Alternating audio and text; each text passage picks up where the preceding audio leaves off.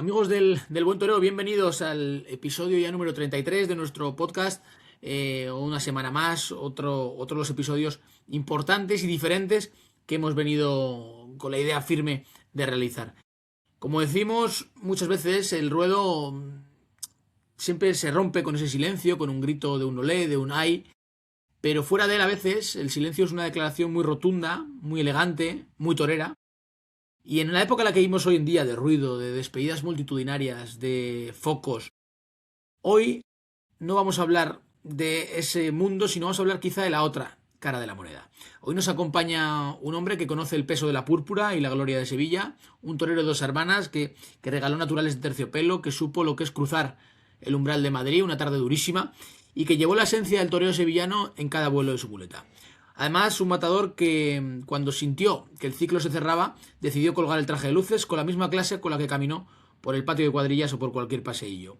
Sin giras de despedida, sin comunicados pomposos y sin ningún tipo de estridencia. Se fue en silencio, pero no en un silencio de olvido, sino en el silencio respetuoso de quien honra su profesión por encima de su ego. Se marchó dejando el recuerdo de una izquierda prodigiosa y la incógnita de un talento que decidió apartarse discretamente para seguir viviendo el toreo desde la intimidad. Hoy rompemos ese silencio, no para hacer ruido, sino para escuchar la verdad de un hombre muy cabal, y de verdad que es un privilegio tener con nosotros hoy al maestro Antonio Nazaret, que le damos las gracias por estar hoy con nosotros. Tardes, Aitor. Gracias a vosotros, gracias a ti, ¿no? Encantado de estar contigo, como otras veces hemos estado. Soy consciente de lo buen aficionado que eres y lo volcado que está con la tauromaquia y con su promoción. Mira, con todos los toreros cuando hablamos, siempre os pedimos hablar un poco de los inicios. Yo contigo no sé por dónde empezar, porque no sé si empezar por el final, por el principio, porque a ver, vamos a ser honestos. La gente que escuche esto está pensando más en el final. O sea, quiere saber desde el principio, pues por qué no está Antonio Nazaré en los ruedos, pues por qué Antonio Nazaré se fue sin decir nada. Mucha gente, a lo mejor desconocida, que a lo mejor te conocía de oídas, puede pensar que estás en el típico parón del torero que no torea, o que estás en América, como muchas veces pasa, que os perdemos la pista. Entonces, si te parece, me gustaría empezar por ahí, saltándome todo el protocolo de los podcasts anteriores, pero empezar por lo que creo que la mayoría de la gente va a querer escuchar. Pues mira, Aitor, para ser torero eso es una vocación que tienes que tener desde que nace, ¿no? Esa vocación está alimentada por una ilusión, por un sentimiento, y cuando esa ilusión, digamos que desaparece o empieza a flojear y a noquearte, ya nada tiene sentido, ¿no? ¿Por qué desaparece esa ilusión? Diferentes motivos, ¿no? Entre ellos, pues, cuando tú consideras que has hecho méritos en el ruedo y no lo ves reflejado en contratos, pues es un motivo muy importante por el cual esa ilusión hace huella, ¿no? Empieza a desaparecer. Y yo lo que sí tenía muy claro que yo no quería ser torero para mendigar. Es decir, yo no estaba en el mundo del toro para tenerle que dar mamazos a nadie para que me pusiera, ni tener que estar llorando por la esquina para que me pusieran en una corrida de toros. Es decir, si me ponían porque yo me lo ganara, pues de categoría, ese era el objetivo que yo tenía. Y en el momento que empezara yo a ver faltas de respeto continua en cuanto a las proposiciones que habían en ciertas plazas, en ciertos circuitos, y esa falta de respeto a los triunfos que un torero se gana en el ruedo, pues decidí ponerle punto y final a una carrera. La disfruté mientras que estuve, fui muy feliz siendo torero, seré torero hasta que me muera. Y ese es el objetivo, ese fue el objetivo principal por el cual yo decidí colgar el traje de luces. Tampoco quería ni un comunicado, ni un Antonio Sarré se retira de los ruedos, ni una llamada de atención innecesaria, porque yo no era torero para la gente o para las redes sociales, yo era torero por vocación interna. Claro, lo que pasa que imagino que se te habrá cansado la cabeza ya de explicar a la gente que te ha retirado, porque te preguntará la gente. Ahora igual ya no tanto, pero al principio más. Y quizás ahora más todavía, porque como bien decías antes, Aitor, mucha gente se preguntan que, oye, hay que ver que te pongan, ¿no? Que ya no te ponen, que no sé qué. No, no, no. Ya no es que me dejen de poner o me pongan. Es que yo ya no quiero torear. Yo ya estoy dedicado a otra profesión, estoy metido en otro mundo profesional totalmente distinto al que he venido ejerciendo durante muchísimos años y ya no quiero volver a torear. Que mucha gente no lo sabe porque, claro, yo no comuniqué nada, yo me quité del medio en el momento del COVID. Yo la última corrida que toreé fue en Venezuela el 23 de febrero de 2020. Llegué a España, creo que fue un 6 o 7 de marzo, nos confinaron y yo ya venía rondando de todas maneras un año anterior el quitarme, ¿no? Y aquella desconexión pues del COVID, decidí que era el momento exacto y oportuno para destetarme totalmente. Claro, eso te iba a preguntar. Yo creo que el COVID, si a lo mejor no hubiera existido, ¿hubieras seguido un poquito más o no? Yo ya llevaba un año anterior, yo empecé a trabajar en una empresa que monté junto a otro compañero que también es matador de toros, que era para temas de asesoramiento energético, ¿vale? Yo monté una empresa, empecé a trabajar en ese sector y en paralelo con una empresa valenciana que con la que actualmente estoy, que es una empresa de gestión de inversiones, ¿vale? Gestión de patrimonio. ¿Qué pasa? Que yo ya en 2019 llevaba en paralelo tanto el tema del toro como el tema laboral, ¿no? De la empresa. Ya vi que aquello ya, cuando llegué a agosto, recuerdo y decía yo, esto no tiene sentido, porque no estoy ni en un sitio ni estoy en el otro. Ya entrenar me costaba trabajo. Yo soy un tío que siempre me ha gustado entrenar muchísimo y sigo, pues, bueno, estando activo físicamente, pero a mí me costaba entrenar bajo muchísimo trabajo levantarme por la mañana e irme a entrenar y yo ya lo hacía como el que va al trabajo, por obligación, y por obligación no se puede estar delante del toro, no se puede entrenar, no se puede perseguir un sueño, entonces se me estaba haciendo muy pesado, muy complicado. Y yo ya ese final de 2019, la última corrida que toros que toreé, que fue en Villarrubia de los Ojos, creo que fue un 18 o 19 de septiembre, ya había comentado en casa que ya el año siguiente, es cierto que el año siguiente la corrida que tenía hecha era la de Venezuela, ya la tenía hecha del año anterior, de ese mismo 19. Y oye, se juntaron las cosas del COVID, mi cabeza, mi poca ilusión y se juntó todo, ¿no? ¿Y te has arrepentido alguna vez o no? No, no, lo que sí es cierto que cuando llega la época de la feria de Sevilla, empieza sobre todo el azar en la calle, pues trae recuerdos, ¿no? Pero no, yo no volvería a torear. Vamos, eso lo tengo clarísimo. Yo ya me quité y yo cuando dije hasta aquí, hasta aquí. Y de hecho creo que he toreado en estos 6 años 4 o 5 becerras en casa de Moyalta. No me apetece ni ir al campo. Y te ves, claro, más dado a entender como que no, pero por si acaso te lo voy a preguntar. ¿Te ves volviendo a los ruedos un día? No, no. Algo anecdótico para celebrar a lo mejor años de alternativa, pero no, Aitor. Pues sabes que yo soy un tío, he sido una persona que siempre para hacer algo o para dedicarme a algo tengo que tener compromiso total, es decir, no el 100%, sino el 200% de mi cuerpo, de mi mente y de mi tiempo. Yo ahora mismo eso no lo puedo dedicar y yo sé que para torear una corrida de toros yo voy a necesitar un tiempo grande para prepararme para esa corrida de toros, porque mi exigencia siempre conmigo ha sido muy alta y lo que yo no quiero es que si sale un toro que no, que sea un toro que me plantee dificultades, yo no esté al nivel que me han visto.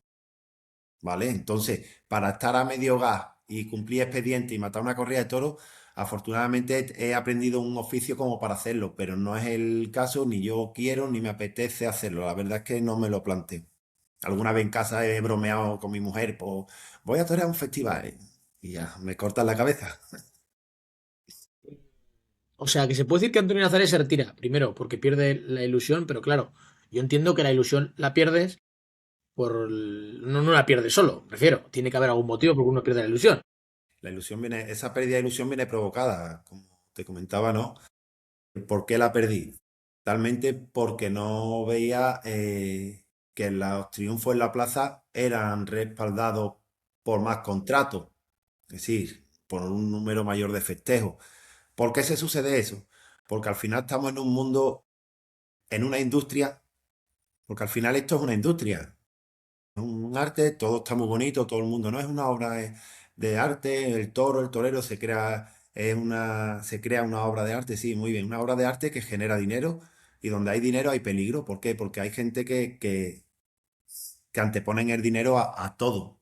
Da igual el esfuerzo que un torero haga, da igual el triunfo que obtenga, que si te lleva fulanito, te lleva setanito, eso es mucho más importante que tú cortes 2, 3 orejas en una plaza importante, en una plaza de primera. Y yo eso lo he sufrido. Yo eso lo he sufrido.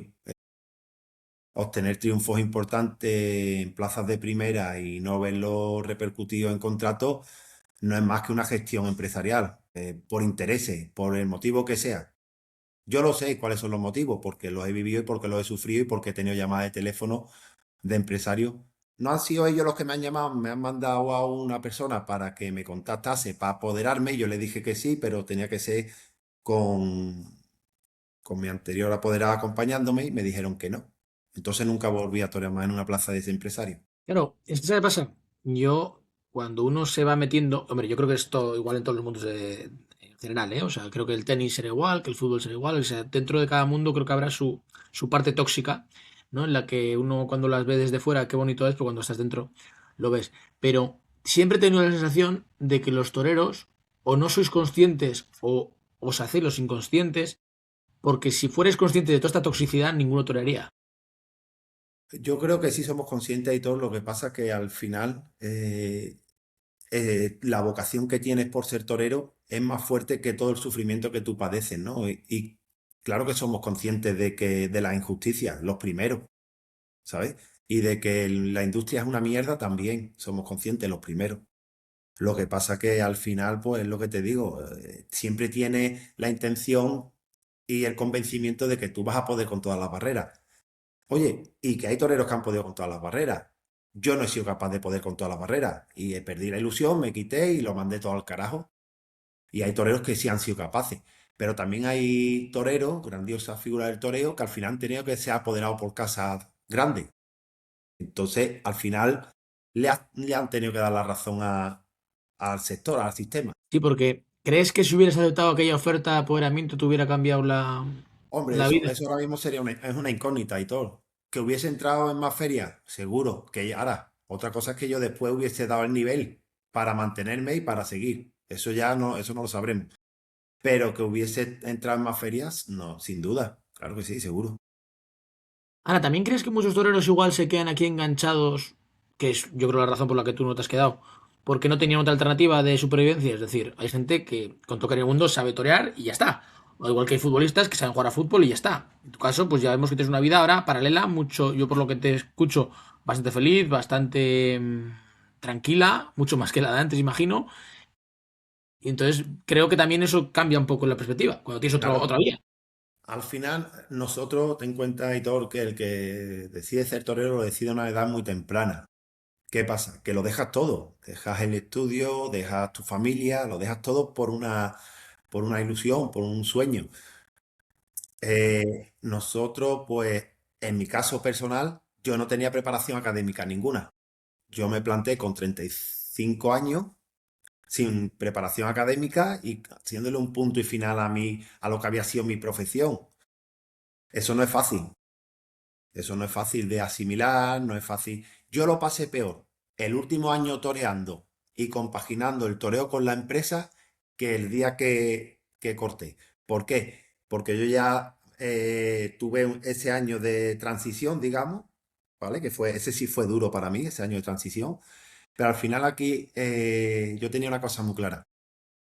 Yo soy padre de familia, tengo un niño con 16 y otro con 6. Ellos no eligieron nacer en la familia a la cual pertenecen, ¿no? Y ellos no tenían que pagar el que yo no fuese capaz de cumplir mis sueños como torero y darle la vida que yo quisiera haberle dado como torero. Se la estoy dando ahora en otra labor diferente, en otro sector y en otra profesión. Entonces, aquí no valían las lamentaciones, aquí no valía el decir ni las quejas de decir si el empresario me ha puesto más o menos. Aquí lo único que cabía hacer era tirar hacia adelante, reinventarme y lo que no había hecho en aquellos momentos de prepararme académicamente a empezar a hacerlo, ¿vale? A raíz de la desconexión, de aquel corte de cordón umbilical, como yo le llamo. Entonces, nadie se ve toreando y de la noche a la mañana ejerciendo otra profesión que no sea el toro. Eso nadie, no, no estamos preparados ninguno. Es un proceso que tienes que hacer mentalmente y al final cuesta trabajo, sí, pero todo se hace, Aitor.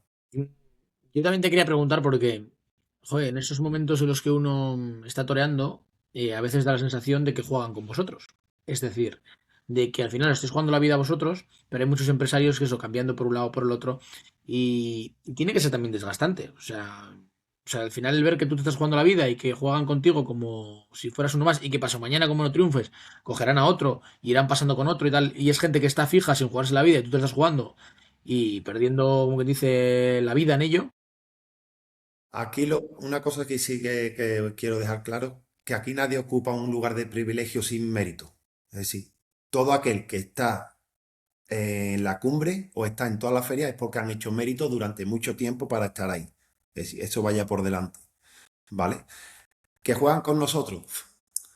No sé si hasta tal punto se puede denominar juego, ¿no? Pero sí que es cierto que al final, como te decía antes, es una industria, hay intereses y unas veces pagan uno y otras veces pagan otro. Pero lo que está claro que los que son figuras hoy, ayer y mañana. Y también te digo una cosa, yo he tenido tardes en las que he estado a punto de abrir la puerta al príncipe, he estado tres veces a punto de abrir la puerta al príncipe y al final no he terminado abriéndola.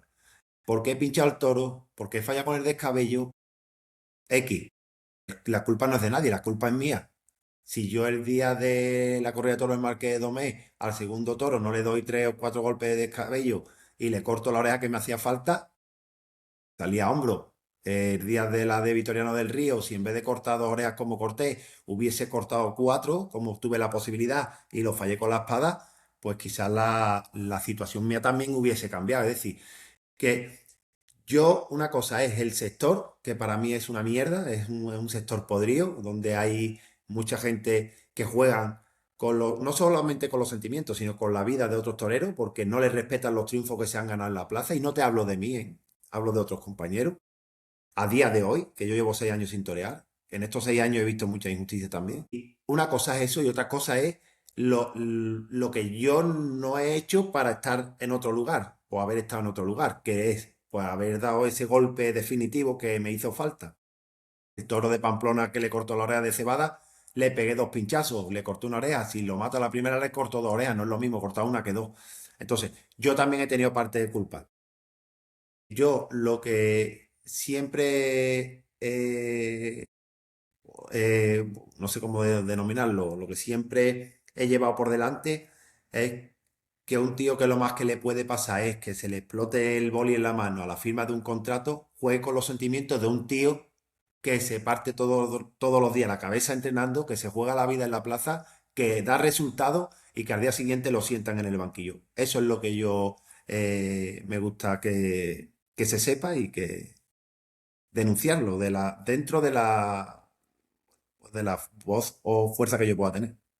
Ya ninguna, ya no he tenido fuerza ninguna, pero por lo menos que se sepa. Sí que, por lo menos, una de las cosas que me... Claro, yo no sé cómo vivirás, ahora que vives una vida paralela, más laboral, cotidiana quizá que de la mayoría de la gente, ¿no? Pues cuando te escribí, digo, joder, si tiene todavía la foto toreando de perfil. ¿Sabes? O sea, quiero decir, tengo la sensación de que aunque hayas dejado el mundo del toro, hay gente que lo deja y lo deja de lleno. O sea, ni aparece en una plaza, ni ve toros, ni nada. Pero imagino que en tu día a día, tus compañeros de trabajo, nuevos clientes que hagas, etcétera, etcétera, em, verán la foto de perfil y dirán, coño. Y tengo la satisfacción, Aitor, en muchos clientes con los que me encuentro que todavía se acuerdan, ¿no? Y me conocen. Y me suena tu cara, me suena tu cara. Pues no sé si a lo mejor ha sido del toro, eres aficionado. Yo sí, yo soy nazareno. Coño, me cago en la mate, te vi torear tal día. Estuve en Madrid hace poco, estuve con un cliente que estuvo en la corrida aquella del 20 de mayo con David Forte.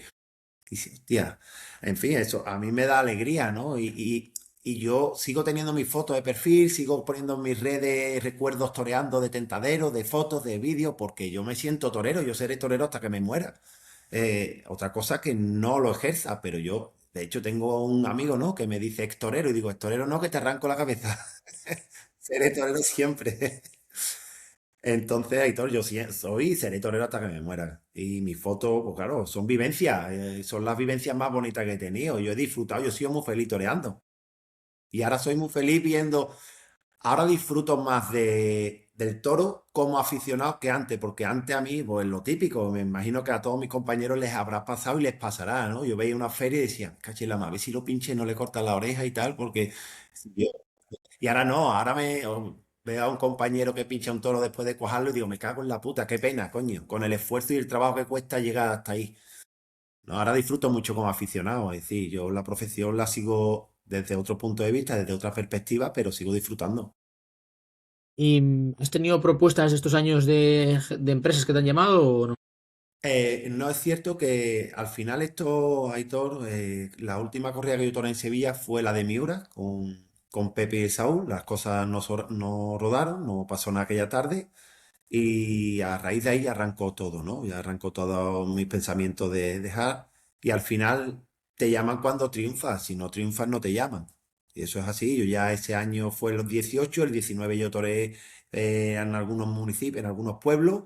Toré en América. Creo que fueron 9 o 10 corridas de toros ese año. Y yo tenía claro que yo ya no iba a volver a Sevilla o me iba a costar muchísimo trabajo volver a Sevilla, me iba a costar muchísimo trabajo volver a Madrid y yo no estaba dispuesto, como he dicho antes, a pedir limón, porque la última corrida que me ofrecieron en Madrid fue para matar una ganadería, no la voy a nombrar, de las excesivamente dura. Y yo decía, yo no voy a ir a Madrid en septiembre ¿a qué? A pelearme allí, a guerrear con una corrida que sí, que puede saltar un toro o un pitón de un toro embistiendo 15 pases, sí, pero lo normal es que tenga que estar allí pegando pisotones y yo no me sentía feliz ahí toreando de esa manera, aparte porque se me veía muchísimo más mis defectos todavía. Entonces no decidí no torear por la cuadrilla, lo típico. ¿Cómo no vas ahí? Que no tienes nada. Y digo que no me apetece. Yo no soy feliz. Yo si voy a Madrid a contracorriente sin ser feliz, ¿qué sentido tiene? Si yo me tengo que jugar la vida y voy ahí sin querérmela jugar, pues me quedo en mi casa, le pongo el vestido a la percha y sigo siendo tan feliz. Porque de verdad que ese año 2018, 2019 para mí fue duro porque fue la transición, Aitor.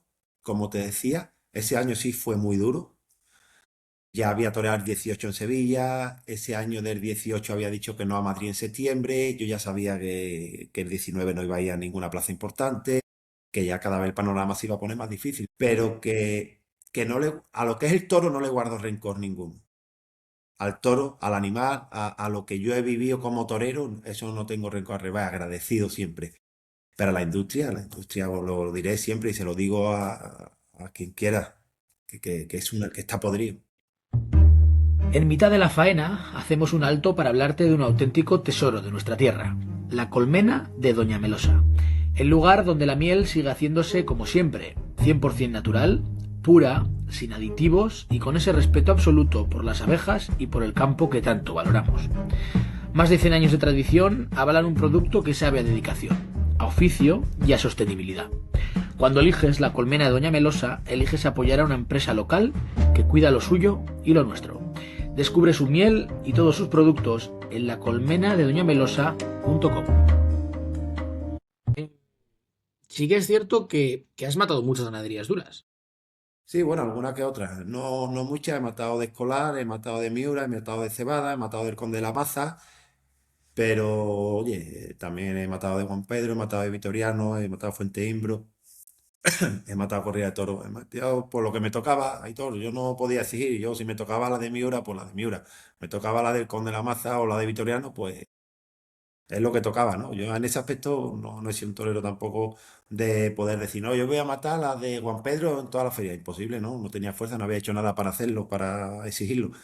Entonces, mientras que hay ilusión, el hierro no es impedimento para intentar llegar donde quieres conseguir llegar.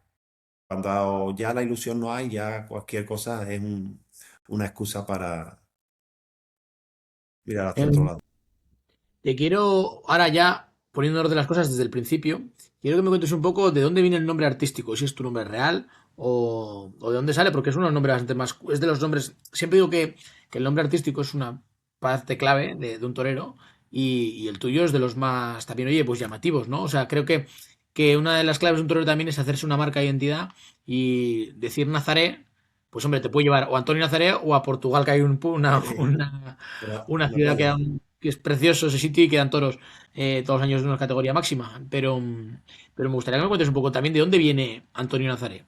Sí, pues Nazaret, el gentilicio de la gente de Dos Hermanas del pueblo es nazareno, ¿vale? Nosotros somos nazarenos.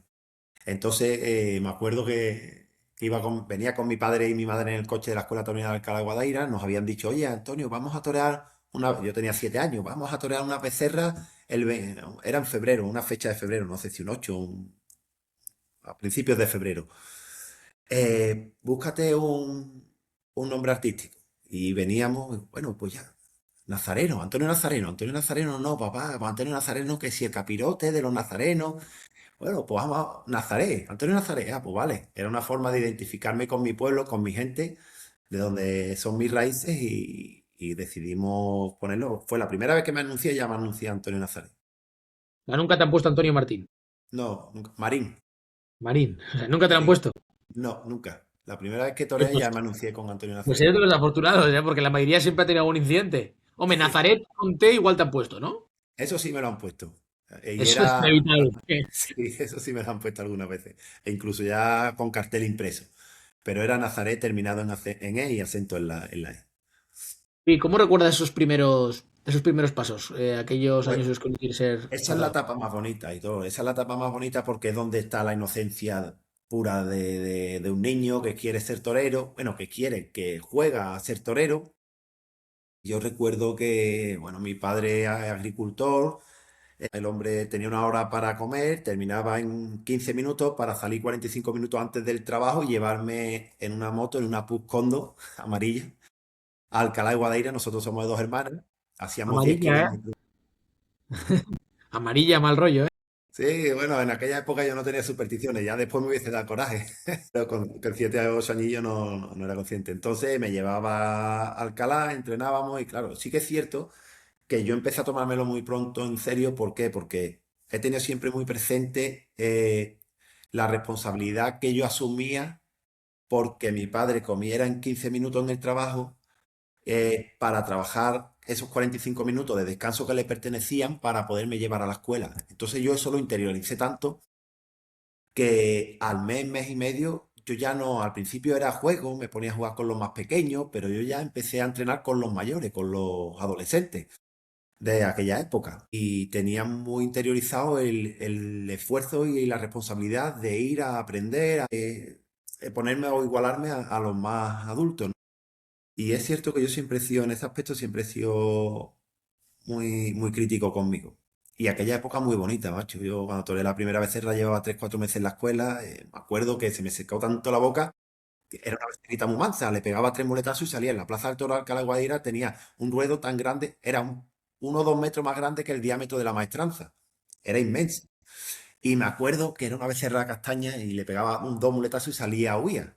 Y se iba a la otra punta de la plaza. Y en una de esas yo hacía cinco la boca y porque no me sentía la lengua de la chica que la tenía, del miedo que estaba pasando. Pero fueron años muy bonitos, hasta que ya, bueno, pues ya empieza, ya debuta sin caballo, empieza ya a, digamos, a subir escalones en la profesión y ya te vas dando cuenta de la dureza y de la realidad, ¿no? De la dificultad. Yo debuté con caballo en el 2003, toreé 5 noviadas aquel año y ya no me volví a vestir de luces hasta el 2000, hasta octubre del 2005. Pedían dinero para torear con caballo, yo una familia humilde, mi padre agricultor, mi madre trabajadora en un hospital, entonces éramos familia limpiadora en un hospital de Bien de Rocío, una familia humilde.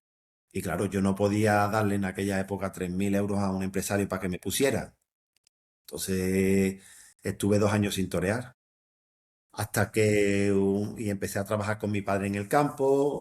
Estuve con un tío mío que tenía una tapicería, también estuve trabajando en una tapicería. Y un año, en el 2006, el invierno de 2006, me llamó Manolón y me dice, oye Antonio, estaba yo trabajando, recuerdo, con mi padre en el campo, talando olivos. Me decía, oye Antonio, Manolón es un veedor taurino de aquí de Sevilla, no sé si lo conoces. Y me dice, oye Antonio, me ha llamado Emilio Moreno, apoderado de Fernando Robleño, que va a bajar Fernando a tentar por aquí unos días, por si tú quieres acompañarle, que baja solo, no trae banderillero y tú haces las labores de banderillero y aprovechas y toreas de tapia. Digo, hostia, Manolo, pues sí, claro, encantado. Coño, pues ahí estuve bien los tentaderos y Emilio Moreno se decidieron la familia a echarme una mano y me pusieron en Sevilla ese año en agosto, estuve bien, me repitieron en septiembre y ahí, bueno, pues poco a poco ya arranqué la moto. Pero qué triste, me refiero. O sea, que te pidan dinero nada más empezar. Sí. La verdad, volvemos a lo de antes, ¿no? La verdad es que es complicado. Ese es tu primer golpe en realidad. O sea, Claro, pero a mí me hizo madurar mucho aquello. A mí aquello me hizo madurar mucho, me hizo ver la dureza del toro, ya no solo, no del toro de estar delante del animal, sino la dureza del sector, ¿vale? Y aquello a mí me sirvió muchísimo, ¿eh? Eso de que del banquillo te curte, eso es cierto. Yo en aquellos 2 años me ayudaron muchísimo oye, a entender el compromiso que yo debía de adquirir cuando me diesen la oportunidad, ¿no? De hecho, así fue. Cuando me pusieron después en Sevilla sin estar 2 años sin torear, pues estuve a un nivel bueno porque tenía tanto compromiso conmigo mismo y con la profesión y con la situación que había estado viviendo que, bueno, pues me hizo evolucionar mucho como torero y como persona. Al final, el mundo del toro es un mundo muy difícil. Hay muchos toreros con muchísimas cualidades que están todos los días. Cuando te hablo de toreros, no te hablo ya de matadores de toros, sino de novilleros, ¿no? Que están ahí todos los días luchando, todos los días dando motivos para torear. Pero la realidad es que torear una novillada es muy difícil, cada vez más, porque ahora también sufrimos las reducciones de festejos que se están dando. Las categorías inferiores, por llamarla o hacerle un símil futbolístico, son las que sufren, que son los novilleros con caballo, que yo creo que es donde más trabajo cuesta torear. en Andalucía, tengo la sensación de que está desde fuera, ¿eh? Muy mal estructurado. Me refiero, hay muchas sin caballos, eso es verdad. Pero cuando llegan a la etapa con caballos, no hay nada. Cero. O Nada, sea, sí que a lo mejor en Madrid hay muchos pueblos, en nada. pues, Valle del Terror, pero La en figura no Andalucía existe. seco. O sea, ahora Esa está el figura circuito de novilladas que gracias a Dios da algo, pero Navas de San Juan que da alguna novillada y se acabó. sí, hay muy pocas novilladas, a lo mejor en la feria de Sevilla, ¿no? Que da sus 5 o 6 novilladas, creo que son. No sé si el puerto creo que da alguna novillada o Algeciras también, pero son muy pocas. Es decir, aquí no existe la figura de un Villaseca de la Sagra, de un Guadarrama, ¿sabes? Ese tipo de ferias de los pueblos alrededores de Madrid, que todos te dan, si no te dan una feria de novillada, te dan alguna novillada. Eso aquí no existe. Aquí en Sevilla no hay toros en Dos Hermanas, un municipio de 180.000 habitantes, Alcalá de Guadaira no tiene plaza de toros, Utrera no da corrida, no da novillada, Algaba lo que da son sin caballo, es decir, hay muy poquitas novilladas con caballo en Andalucía, así que es cierto. También yo entiendo que el coste de montar una novillada con caballo es muy similar al coste que pueda causar una corrida de toros, ¿no? Salvando los honorarios los salarios de los toreros. Pero administrativamente es el mismo coste. Claro, da una corrida de toro, da una novillada. El empresario da su corrida de toro, intenta hacer un cartel bueno para que tener atracción de público. La novia con caballo tiene poca atracción hacia el público. Y al final también eso sí que tenemos que entender que el que monta una corrida de toro, una novillada, la monta pues para ganar dinero. Aquí nadie monta un festejo en un pueblo para perder, ¿no? Y cuando pierdes 2 veces, te va. Que es otra cosa que no entiendo también, me llama mucho la atención. Hay muchos empresarios de plazas de primera que pierden año tras año dinero, pero sin embargo son tan buenos aficionados que siguen dando las ferias. Si yo tengo un negocio, yo al tercer año no, al segundo año que parmo dinero, le pego un cerrojazo y me voy a mi casa y me monto y miro otra cosa. Pero no, oye, tenemos muchos empresarios que son muy buenos aficionados. Oye, te ha saltado una parte que me gustaría preguntarte por qué. O sea, ¿tu padre era muy aficionado o cuál es Sí, la mi padre, razón por la a mí la que... afición me viene por mi padre. Pero, ¿y cuándo has saltado a meterte una escuadra taurina? O sea, ¿te llama la atención algún torero? O... Yo he tenido siempre recuerdos desde que tengo uso de razón, yo siempre he jugado al toro.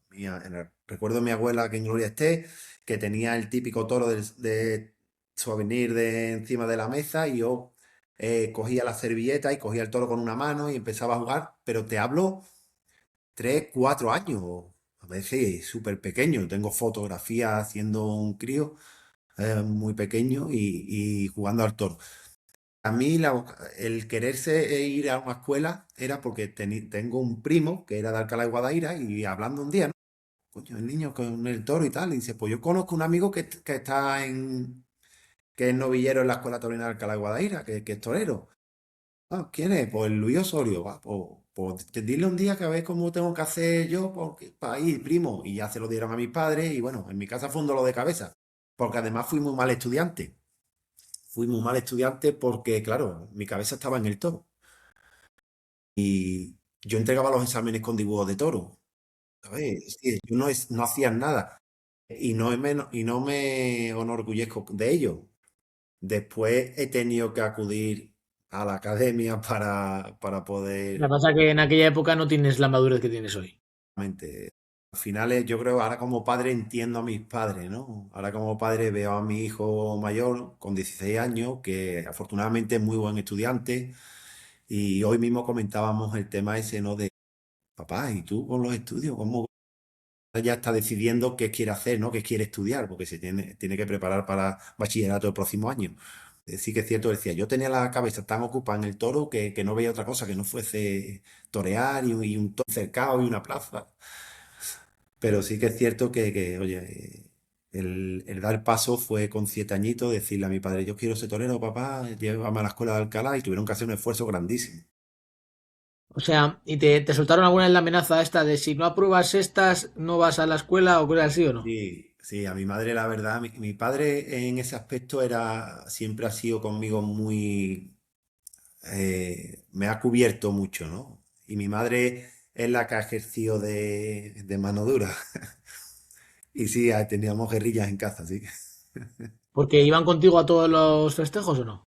Sí, ellos, cuando yo toreaba, no, no, ellos no. Ellos siempre sí que es cierto que han tenido un papel secundario, pero y han sido un ejemplo de padres de torero, o de torero o de futbolista. Ahora que estoy también, que me gusta el fútbol y comparto, los padres nos metemos tanto en que el niño en el fútbol o en el toro, que lo que hacemos es limitarle y perjudicarle. Y ellos han sido un ejemplo claro de cómo tiene que actuar el padre de un torero. Mis padres no ha ido conmigo al campo a verme tentar nunca. No ha ido a una habitación del hotel nunca. Es decir, tan solamente estuvo una vez en la habitación del hotel que yo toreé sin caballo en Sevilla, el certamen que hacen. Llegué a la final y en la final le pegué a un novillo 10 o 12 pinchazos, por poco estoy todavía pinchándolo. Entonces, mi padre, como me conocía, tenía una pena yo grandísima, llorando y no quería salir de la habitación del Colón. Y mi padre fue a aquella habitación, aquel día. Es la única vez que mi padre ha entrado en una habitación del hotel. Es decir, un perfil súper secundario, respetuoso, chapó. Pero me refiero, o sea, cuando toreabas, por ejemplo, en Pamplona, ¿iban a verte o...? No, yo no. Él fue a la confirmación en Madrid y creo que fue otra tarde más a Madrid. A Madrid solamente ha ido 2 veces y a Sevilla sí iba. A Sevilla va 2 hermanas cuando toreaba por aquí cerquita, sí iba. Pero él iba, se ponía en su tendido, no, nunca ha pisado un callejón, ni se le ha pasado por la cabeza, ni ha dado por culo con el apoderado. Nunca se ha metido Antonio porque no toreas más, cambia de apoderado, cambia de vestido, cambia de muleta, cambia. Nunca, jamás. Mi Pues fíjate, carrera porque la siendo he. aficionado, Perdón.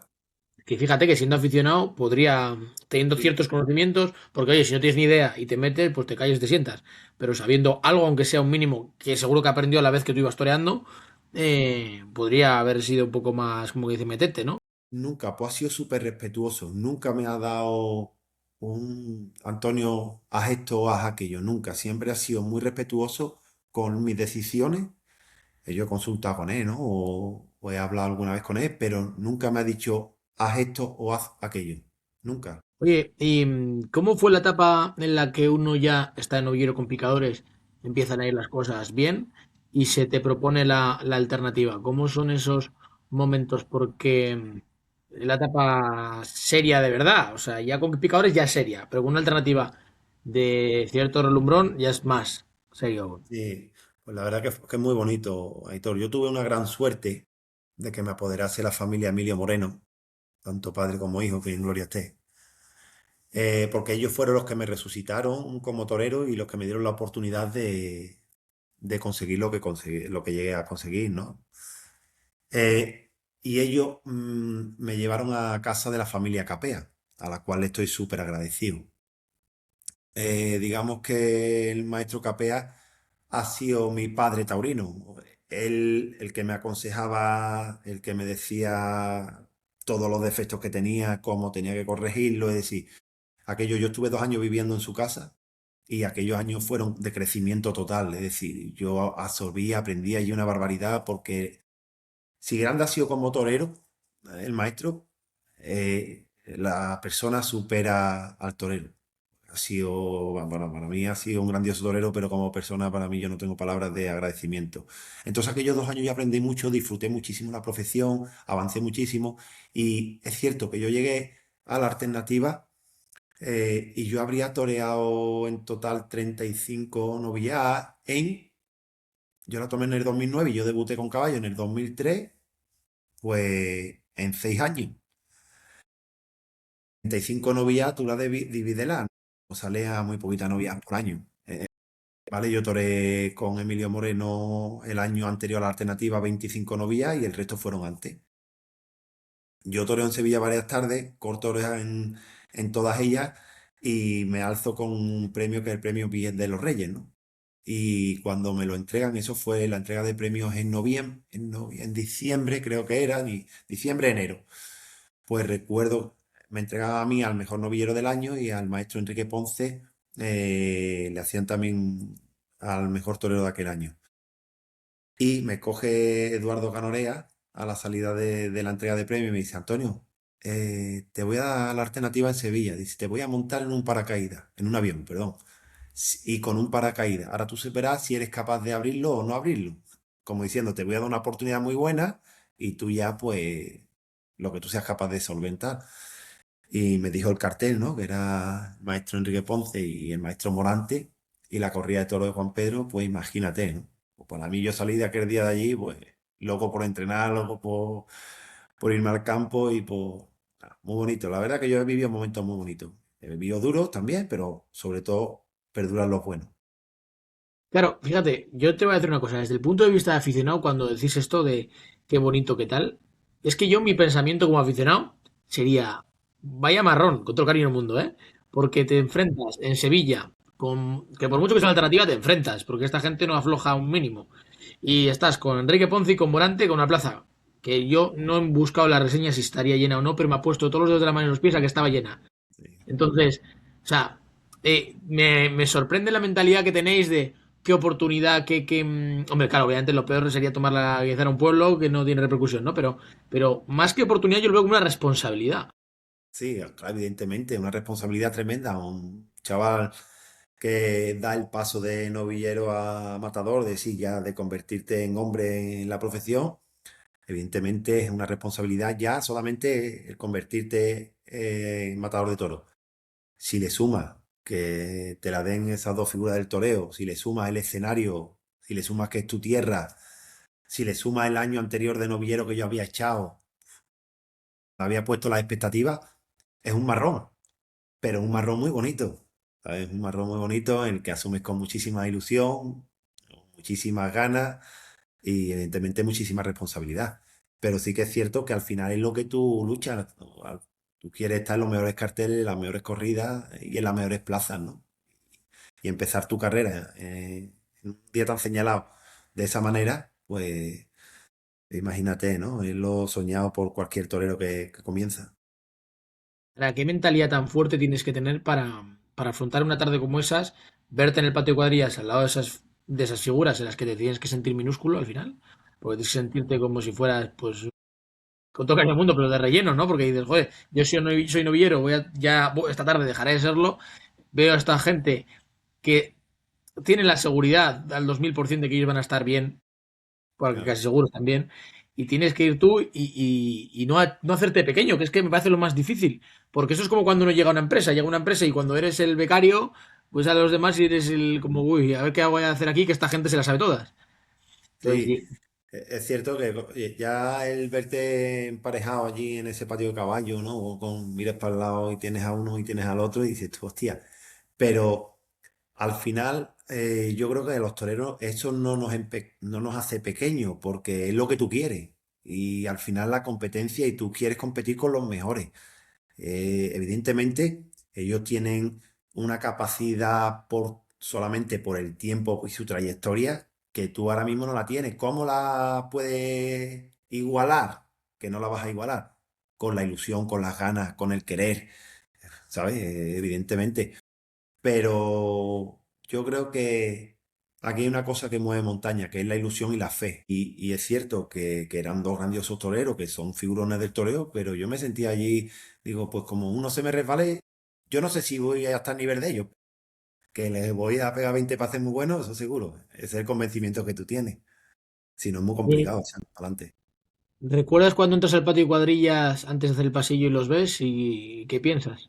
Sí, pues al principio admiración, los ves, al principio y al final, ¿no? Pero tú los ves y dices, hostia puta. Ahí está, ¿no? Lo ves como si tuvieran especies de esa aureola, ¿no? Claro, encima rodeados de cuadrillas que son encima máximas figuras dentro de las De cuadrillas. cuadrilleros, Es ¿no? todo categoría máxima. Es el escenario, ¿no? Es el escenario. Yo llevaba la piel erizada, el vestido no se me apoyaba en la piel, ¿no? Pero al final es lo que te digo, es por lo que sueñas y dices tú, lo que yo quiero es no bajarme de aquí. Después las circunstancias son las que son, ¿no? Recuerdo, salió el primer toro, un toro extraordinario, muy bonito de Juan Pedro, lo toré muy bien con el capote y le di 3 medias y en la tercera media se parte una mano. Y el toro embistiendo de categoría, pues, vistiendo fenomenal. Se parte una mano, me lo devuelven y ya me echan un toro más feo, con la cara más abierta. Se paró, en la primera tanda ya se paró, el segundo era un toro similar, tampoco embistió. Y bueno, pues la tarde no se da. Encima el maestro Morante toreó un toro extraordinario. No sé si recuerdas una tarde que él iba con un vestido verde y azabache, que no le sonó la música y estuvo el tío tremendo. ¿Verdad? Disfruté, lo disfruté mucho de esa tarde, porque yo estaba allí y decía, hostia, es que esto, yo no sé si volveré a torear otra vez con ellos. Entonces mi mentalidad era, esto lo tengo que disfrutar primero como torero, pero también como aficionado. Que esto ha sido muy difícil, el camino hasta llegar aquí ha sido muy complicado. Entonces lo disfruté mucho. Cierto que te vas triste de la plaza o te vas frustrado porque no has conseguido el triunfo que te va a dar continuidad, pero bueno, la propone, el toro, Dios dispone, no, el hombre propone y el toro descompone. Luego yo, esta pregunta la hago a todos cuando hablamos de temas de alternativa y tal, porque a mí me parece súper complejo, pues eso, vas con todas las ganas del mundo, matas el primer toro, sea bien o sea mal, ¿eh? Hasta el sexto pasa 1 hora y media, casi dos. O sea, se Sí, tiene que hacer eterno. O sea, sí, sí, yo se un hace chaval que está nervioso, que es el día más importante de su vida, y si en el primer toro no ha pasado nada, o ha pasado algo, da igual, que haya pasado algo, ¿no? Es un rato esperando. Y si no ha pasado todavía es peor, porque si ha pasado algo, pues dices tú has cortado una oreja, has cortado 2 orejas, hasta que llegue pero si no ha pasado, aumenta la presión, porque no ha pasado nada, tenía dos balones y uno ha ido fuera, te queda otro balón más. Entonces aguantar esa hora y media, esa presión y que los nervios y la calma sea capaz de imperar sobre el resto, no es fácil, no es sencillo. Al final nadie dijo que fuera fácil tampoco esto. Sin ser fácil, pues hay sí un montón de toreros y hay muchísimos toreros o chavales que quieren ser toreros y que se ilusionan y lo intentan. Pues si fuera sencillo, pues muchísimos, habríamos muchísimos más. La verdad es que la profesión es la que es, la dificultad es la que es, porque además tiene que ser dura, porque el que aquí de verdad te pone a prueba es el toro y cuando muchos lo consiguen es porque es posible, evidentemente, y porque las barreras se rompen y se parten.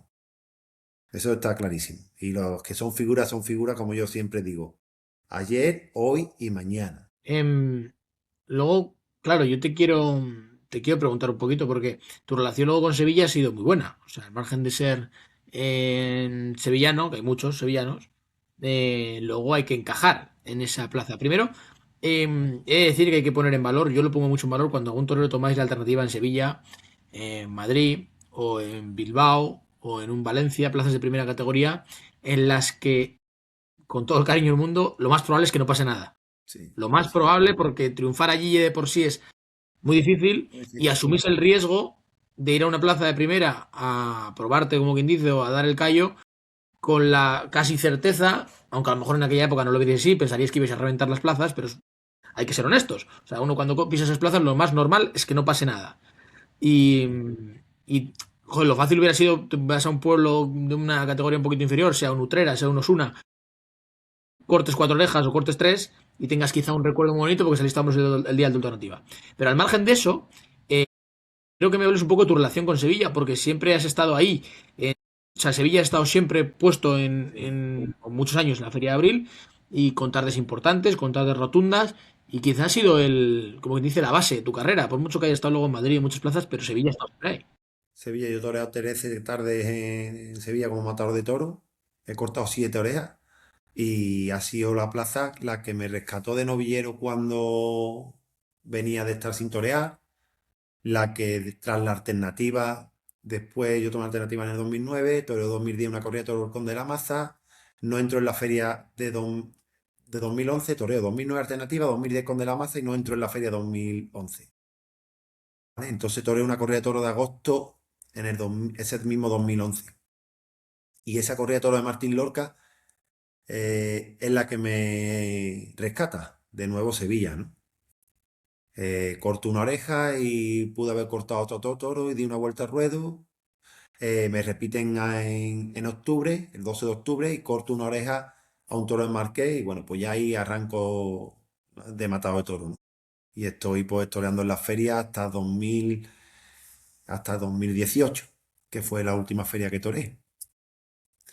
Sevilla para mí ha sido especial, primero porque ha sido mi plaza donde yo he visto las primeras figuras del toreo en persona torear, porque la sensibilidad de Sevilla para mí es especial, porque se vive o se respira de forma diferente el toro. Yo no sé si,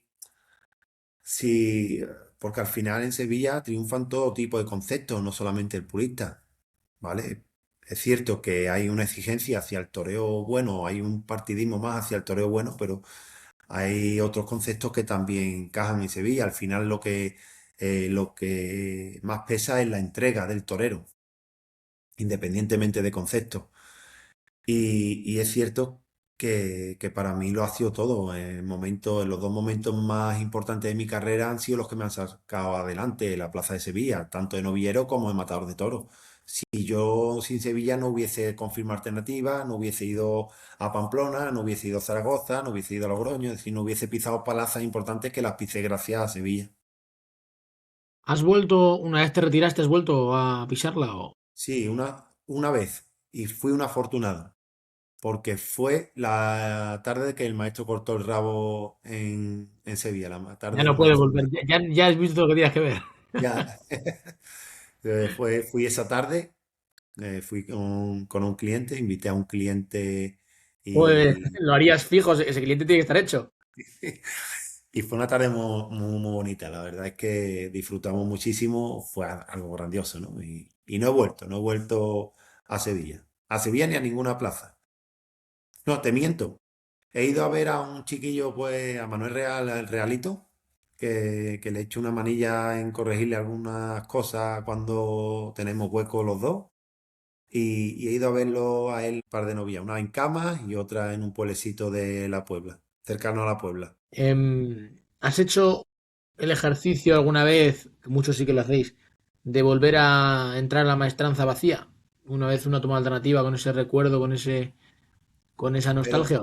en la actualidad o mientras que estaba en Durante, activo. ya estabas en activo, ese ejercicio. Hay mucha gente que sí que lo hacen por, oye, pues nostalgia pura, ¿no? No, yo he pisado la plaza de Sevilla, afortunadamente vacía y bueno, y cuando toreaba, ¿no? Porque la tengo cerca, la relación con la empresa de Sevilla en aquel momento era buena.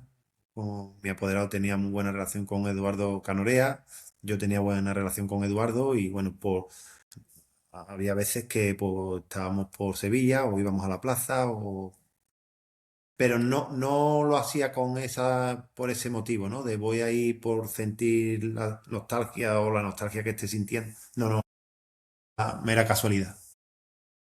Claro, imagino, es que claro, yo me imagino que cuando te llega a ti a la feria de abril te vendrán recuerdos. Sí, sobre todo, fíjate, a mí lo que me causa muchísimo recuerdo, ayer aquí en Sevilla hemos estado un mes y medio o 2 meses de lluvia, parecía que estábamos en Galicia en vez de en Andalucía. Y ahora llevamos 3, 4 días de sol y ya ha empezado a oler a azahar. Y a mí el azahar y el olor a puro me traslada a las tardes de toros de Sevilla. Es decir, yo voy por la calle, no tengo la necesidad de ver o anunciado el cartel de la feria o cuando empiezan a confeccionarse, sino el simple hecho de oler a azahar ya me lleva a esas tardes.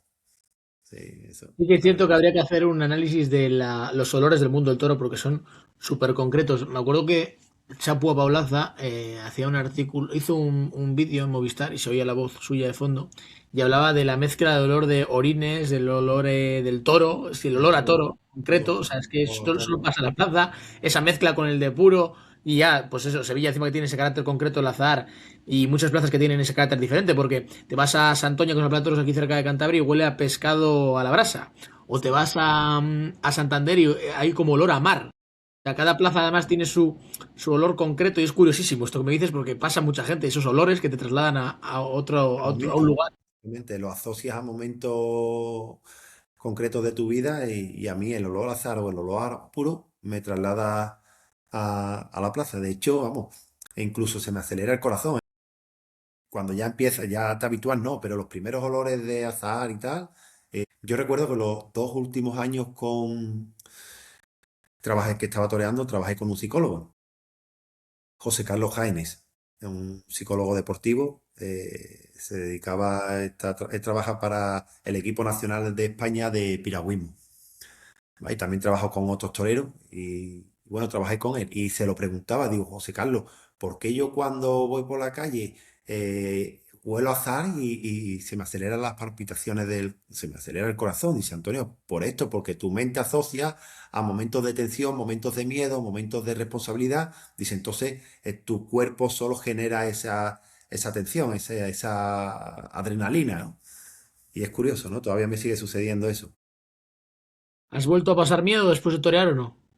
Ya una vez has dejado, sigues pasando miedo por Con el cosas. toro, Bueno, con me el refiero, toro ahora no. ya no estás. Porque, claro, antes tu miedo imagino que sea el toro. O sea, ahora tu vida imagino que es mucho más tranquila. Sí, evidentemente he ganado en paz mental, sobre todo. Eh, verá, miedo no, pues miedo, pues actualmente afortunadamente ya dejé de pasar miedo, ya no, pues el día a día, pues de, no sé, de que le haya pasado algo físico a algún familiar, ¿no? Ese tipo pero no, miedo no. Porque has pasado mucho miedo tú o no. O cómo te llevas con él, porque hay muchas veces que sí que lo pasáis, pero lo lleváis de una forma u otra. Yo me acuerdo, siempre pongo un ejemplo muy claro. No voy a decir el nombre de los toreros, pero me acuerdo de una corrida de toros de Miura en Bilbao. Y estaba yo más en barrera. Y veía a un torero descojonándose, o sea, partiéndose de risa. Y veía a otro totalmente serio. O sea, y dice yo, fíjate que dos formas de gestionar el miedo tan diferentes. Uno, que es súper serio, que no quería hablar con nadie, y el otro bromeando con los banderilleros. Me puedo hacer una idea de quién es. No me llevo muy bien con él. Y es un pedazo de torero y se merecía más de lo que muchas veces le han dado. Pero yo, fíjate, cuando he realmente pasado miedo y todo, ha sido el último año, macho.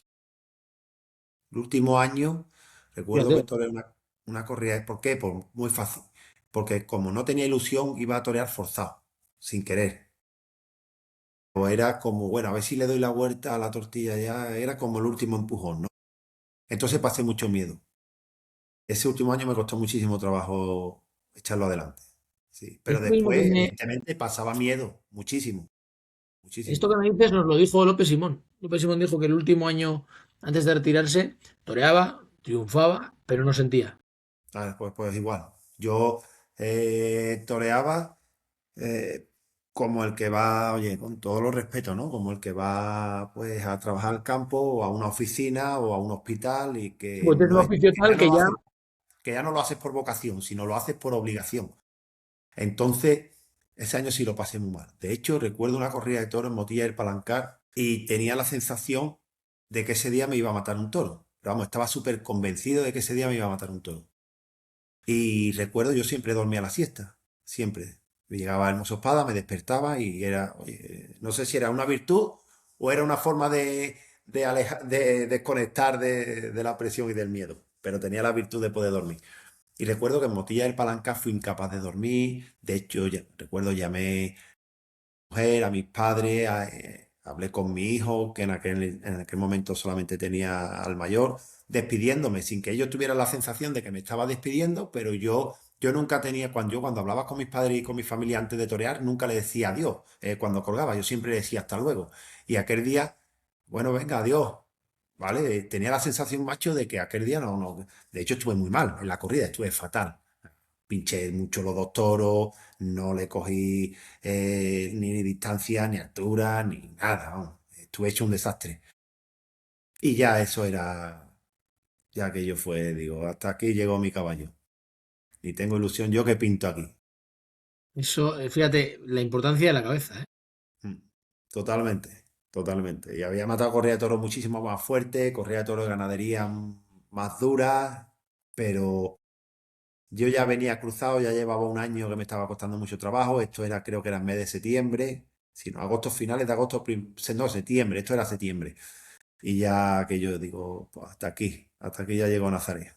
Ya ¿Y esa sensación por qué te surgió? O sea, ¿la has encontrado justificación o por qué pensaste que ese día te podía pasar algo? pues no tengo ni idea y todo. No sé, aquel día yo ya venía con la ilusión muy tocada, yo ya venía planteándome el dejar de torear. Y yo creo Bueno, que pero es que te lo digo porque viéndolo así, cualquier torero que te escuche, en el momento que tengas esa sensación, es mejor no torear. Porque si vas con claro, el miedo de que te va a pillar un claro. toro. O sea, es que te lo acaba. Yo, Es que yo yo- siempre digo el ejemplo de que si hay una persona jugándose la vida, pintando, limpiando los cristales de un edificio y la gente le dice te vas a caer, te vas a caer, te vas a caer, se acaba cayendo. O sea, es que la mente es súper, súper, sí. súper fuerte. Yo recuerdo la sensación de aquel día de paz y de tranquilidad y de, hostia puta, de llegar al hotel Fíjate.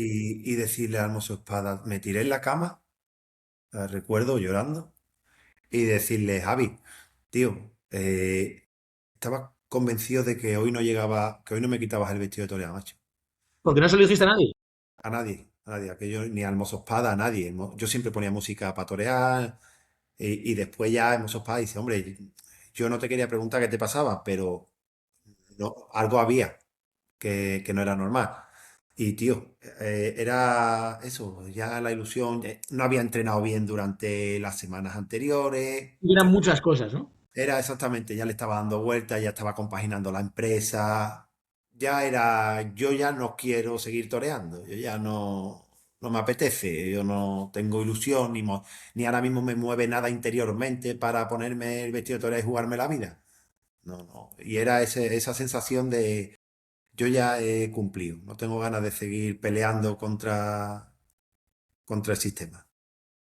Sí, porque ya esa batalla ya no solo era casi contra el sistema, era contra ti. Sí, claro, claro. Al final esa batalla te toca a ti psicológicamente y ya es muy difícil, muy complicado ponerte ante el toro sin ilusión. Es muy difícil jugarte la vida y dar ese paso para comprometerte con un animal si tú no estás comprometido contigo mismo. Entonces lo mejor era pues tomar la decisión que tomé, que estoy súper orgulloso de haberla tomado. Al final, la profesión no se ejerce eternamente, siempre todo en la vida tiene un principio y un final. Y yo lo disfruté mucho mientras estuve en activo, que pasé malos ratos, sí, que me llevé muchos disgustos, sí, pero que para mí ha sido más importante lo que yo he disfrutado, las sensaciones que yo he vivido en la plaza como torero, tanto de Sevilla como Madrid, como Pamplona, esas plazas, en plazas menores, de cuajar ese toro que nunca he llegado a hacer la faena que yo hubiese querido hacer, nunca he llegado a hacer esa faena perfecta, pero sí he tenido algún muletazo o alguna serie que he rozado o he estado cerca de conseguir lo que yo perseguía. Eso no me lo quita nadie. No, y Eso no aparte me yo lo creo quita. que de esto sales más fuerte en el sentido de que Una vez uno ha superado dificultades como matar un toro en Pamplona, uno, ya no te hablo de dos, uno, ya ves la vida de una perspectiva completamente diferente. O sea, ya creo que los problemas son mucho menos problemas. Eh, y aparte, fíjate, yo teniendo un concepto clásico, ¿no? O más puro, al concepto que se pueda entender como Pamplona, el concepto que gusta en Pamplona, que yo no creo que sea el concepto de un torero más para la grada, ¿no? Eh, yo disfruté muchísimo mi primera tarde en Pamplona. La siguiente la disfruté menos porque la corrida del toro del Conde de la Maza fue difícil, el Currucén que maté también fue complicada y disfruté uno. Pero la tarde de Pamplona, mi debut en Pamplona, yo lo disfruté muchísimo, pero muchísimo, mucho, con la algarabía, con la música, con las charangas, todo. Tuve recuerdos muy bonitos. De hecho, uno de los toros que hay ahí atrás colgado, que ese es el toro de Pamplona. O sea, lo tendrías que meter a trozos por la puerta. No, he matado en Sevilla toros más fuertes que el que he matado en Pamplona, ¿eh? O sea, que a ti Eso, en Pamplona no te dolía la cabeza como ocurre Romero, ¿no? no, no, no. Yo creo que Pamplona es una plaza que si premia la meritocracia, el torero que está bien lo repite, y si vuelves a estar bien te vuelven a repetir, no hay intereses, Ahí no hay está, esa es la clave. intercambio, La has dicho clavado, no hay intereses, que es no hay, importante. claro, no, el único interés que hay ahí es la Casa de la Misericordia y el toro, entonces poco más que añadir, ¿no? Cuando no hay intereses por medio, no hay cambios de cromo y premian lo que tienen que premiar, que es lo que hace un torero en el ruedo. Entonces, imagino que antes de que Antonio Nazaré se vaya a otro mundo, tendrá que volver a pisar Pamplona, aunque sea de aficionado. Me encantaría, sí, sí, sí. Lo tengo pendiente. No, es cierto que no he ido, pues bueno, como te decía, solamente he ido a una plaza a ver una corrida de toros. Pero sí, sí me gustaría volver a Pamplona y sobre todo, ¿sabes qué? Llevar a mis hijos para que vivan lo que un día vivió su padre, ¿no? Y enseñarles lo que es la fiesta, cómo tienen interiorizado el toro en aquella ciudad y la verdad es que sí. Después disfruté mucho lo que es todo, pero también toreando, ¿eh? Y yo sentí olés en Pamplona, es decir, que yo siempre, después de aquella tarde, ¿no? Y lo he dicho antes, durante y después, que ojalá hubiesen 20 o 30 plazas con la misma gestión que hace Pamplona. Ah, si ahora te dice uno de tus hijos que quiere volver a verte torear, ¿qué Oh, pasa? ¿verme a mí torear? No le pongas un vídeo, que yo creo que No, te quieres tirar. en el Porque patio claro, con las muletas. porque Cristina Sánchez, me acuerdo que una de las razones por las que volvió fue porque sus hijos querían verle torear. O sea, si ahora te lo dice, le mandas por ahí. Le doy un capón. Digo, Oye, ponte tú. te quiero preguntar, para ir finalizando, o sea, no puedo acabar el podcast sin preguntarte por la tarde de Madrid, aquella. Porque esa será por la que te han preguntado, hasta más que seguro que por los triunfos y... O Sí. sea, creo que si no me equivoco, eso cuando pasó, habían pasado como 20 años o 30 de que no pasaba. Y, y es una tarde, si no me equivoco, el último herido eres tú. No, el segundo. El segundo. El, Ah, se queda el- Fortes. el primero es David Mora, yo mato el toro de David Mora y le hago un quite, sale después el toro de Forte y yo le hago un quite al toro de Forte. Y ese toro me termina rompiendo el ligamento lateral interno y el menisco. Pues gracias a Dios no fue una... Sí, Bueno, ¿sabes sí que qué pasa? Que como no fue una cornada, parece que no pasó nada, ¿vale? Que fue... Y a día de hoy todavía sigo resintiéndome de esa rodilla. sí, es que muchas veces esas musculares y ese tipo de situaciones se pasa mal y más menisco, o sea, eso es terrible. Y aquella tarde que recuerdo Fue guardas, una a ver, lo tarde dura, tuyo, una tarde fría, me acuerdo, dura de aire y de sensación después, ¿no? Después de todo aquello, a los pocos días, pues bueno, desagradable, ¿no? Una situación tan extraña que solamente creo que ha sucedido dos veces, ¿no? En Madrid o en la historia del toreo. La verdad es que fue una tarde agria, fue una tarde en la que los trenes necesitábamos triunfar, se dieron la situación que se dio y bueno, pues al final también forma parte del camino, ¿no? No es habitual, pero puede suceder. sí, porque fíjate, ahí, mira, casualidades de la vida, compartes la forma de retirada con David Mora. Sí, la verdad es que es un torero con un mérito tremendo, un torero que ha estado en todas las ferias, un torero que se lo ha ganado todo lo que ha tenido. A David no le han regalado nada desde que empezó en sus inicios de novillero. La verdad es que con David hace muchísimo tiempo que no hablo con él, muchísimo tiempo. Pero llegué a crear un vínculo en aquellos años muy bueno, muy bonito, de respeto mutuo por las dos partes.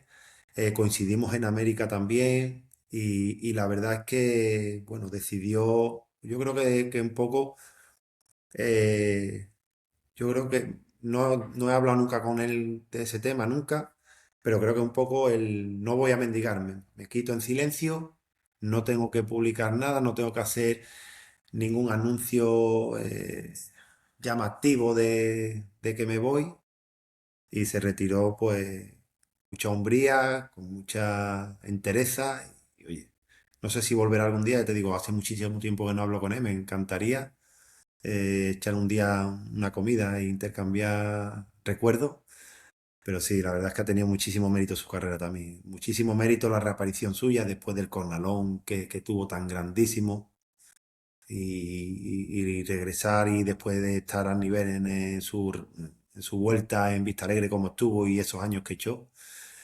Pero bueno, una injusticia más también, ¿no? Del toreo. Lo fueron echando en el olvido poco a poco y tratándolo, pues yo creo que de manera injusta para sus méritos. Ya para ir terminando, antes de las preguntas clásicas, que por cierto vas a estrenar una pregunta clásica, vamos a hacer a partir de ahora, te quiero preguntar porque imagino que te habrás para pensar.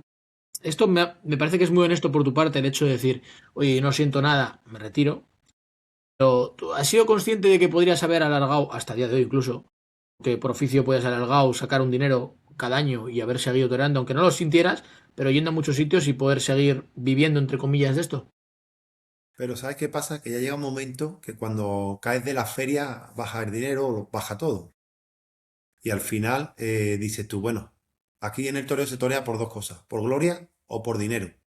Es decir, por gloria, tengo que ir a una plaza importante de primera y y me dicen que no hay dinero, yo voy, pero porque esa me puede dar. Pero si no hay gloria, como te la pueda dar una plaza, lo que no vas a ir es a un pueblo sin dinero.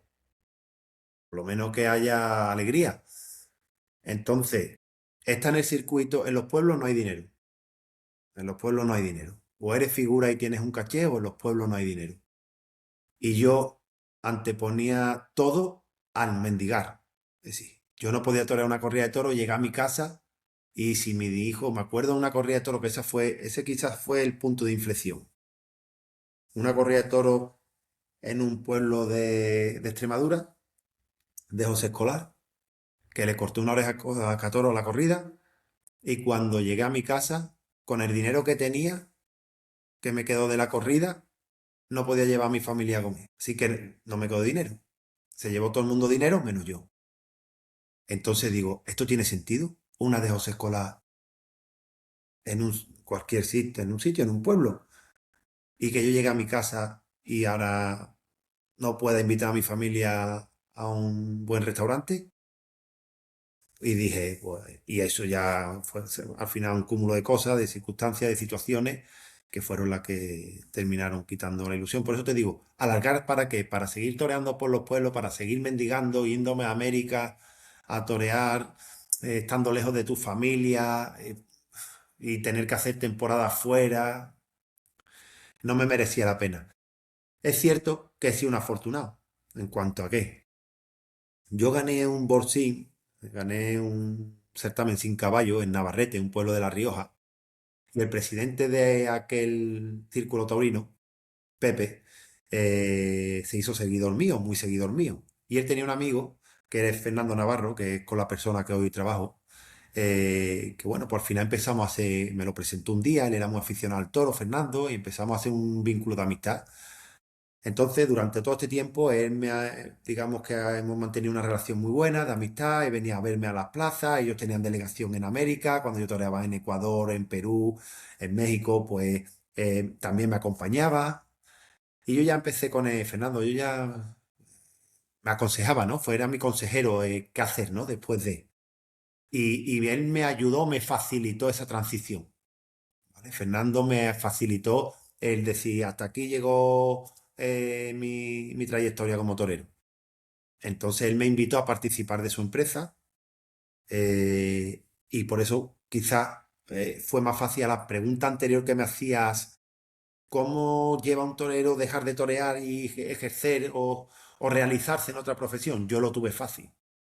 Afortunadamente estoy en un sector que me gusta, estoy en un sector que no es estar en una oficina 8 horas todos los días encerrado y zota caballo rey. Yo estoy para arriba, para abajo, con mi coche, viaje. Al final lucho por objetivos también, que es una cosa que yo siempre he tenido latente en mi vida. Y es, bueno, al final todos los valores que he tenido en mi profesión le he sido capaz de trasladarlo a mi desarrollo profesional. Y de esos empresarios que has dicho, ¿todavía alguien te debe algo o no? Sí, Lo tendrás apuntado, ¿no?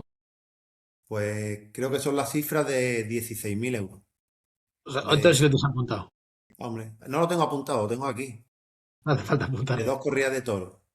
Una en Tudela y otra fue en Sangüesa.